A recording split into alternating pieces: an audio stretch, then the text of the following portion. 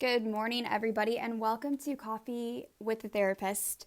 On this Monday morning, I am actually still, I feel like waking up. I've been awake since 6 a.m., and this is my first cup of coffee, so maybe after this I'll feel a little bit more alive, but I'm going to be real. I've been dragging a little bit this morning, but I'm grateful for the weather this morning. It's beautiful here in Wichita, and I hope that it's beautiful where you are too. Today, I'm going to briefly just go over a series that I'm going to start on Enneagram types and how they are in relationships. The Enneagram was actually created a long time ago, and they kind of coin it as like an ancient personality test, but it was really meant to be more existential, to be more spiritual, and to be a deeper level of understanding ourselves, the things we desire, the things we fear, and our various patterns of behavior based on those desires and fears. And it's interesting because some people get kind of offended when you call it a personality test, but the best way to describe it for somebody who doesn't quite understand the fullness of the Enneagram is that it is similar to a personality test in the sense that there's the short version, RHETI, RHETI, that you can take to discover your type. And then there's the long version. And so the short version is about 38 questions. I will include the link in the YouTube video, and I will include the link for the Enneagram Institute's longer version as well. But I do want to be very real with you. When I took that test, it took me I think it was about 3 hours long to do the full version. But if you take the short version and you're really close between some numbers, it's definitely worth taking the long version to fully understand your type and maybe even where your wings are, which you might be like, what are you talking about as far as wings? So the Enneagram has 9 different types, and we can be a number and then have a wing that's next to us. So for instance, I am a 7, and I could have the wing of a 6 or the wing of an 8. Because I'm a 7. So we can have tendencies that trend towards those that are next to us on the Enneagram spectrum. Although, like, I'm making like a circle because when you actually look into this, it is a circle with the 9 at the top, and then it goes around kind of like a clock. It's a really fascinating tool. I highly recommend that if you have no idea what I'm talking about, that you do take that short version and learn more about your type. I will delve briefly into the types that I talk about, and I'm going to talk about what things they should learn about themselves when it comes to relationships and being in love with people. So, tomorrow I'm going to start with the number 1, which is called the reformer or the perfectionist.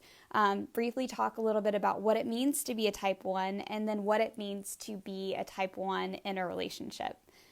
And I'm really excited to do this because I remember this has been the most full kind of experience, even for myself, where I've learned about my own desires, my tendencies, and why I kind of trend toward different things.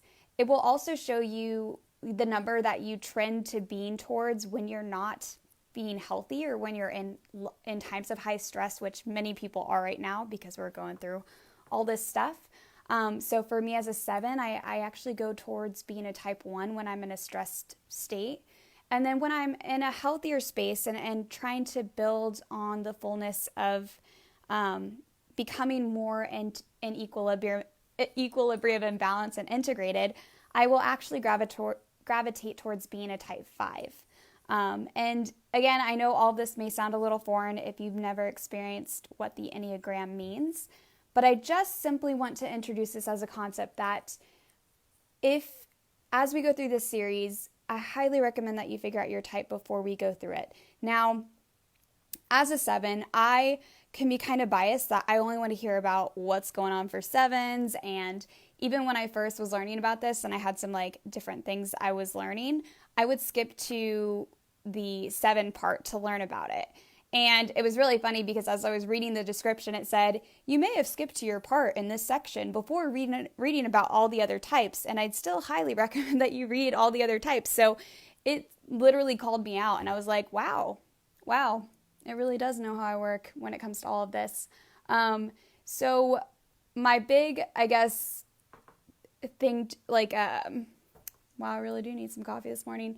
I guess my big side note to all of this is learning about the different types is incredibly useful, not just learning about your type, but learning about all the other types in relationships so that you can understand the people you love, your partners, those who know what their types are.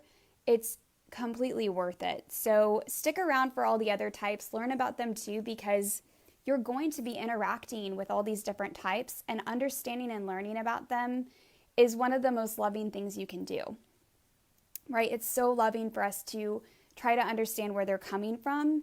And when we understand that, we can know, like, how can I be the most, respectful to this person? Or how can I say things in a way that's the easiest for them to receive? And so it's worth learning about all the other different types, not just your own. And I say that because I originally struggled with just wanting to learn about my type and discrediting the value and the knowledge of learning about all the other types. Once I finally was able to come down and actually sit with all the other types, the Enneagram meant so much more to me. And it was like one of the most loving things I could do for myself and for others. So I'd highly encourage that as we go through this series, you learn about all of the different types and not just your own. Don't make my mistake. And I think you're going to get a lot out of that. So for today, I just wanted to briefly introduce the Enneagram and say, if you have no idea what I'm talking about, please go to the link that I'll post in the YouTube video and take the short ready version so you can learn more about what your type is, and then we can move forward from there. I hope you guys are having an awesome Monday, and I look forward to talking about type 1 tomorrow.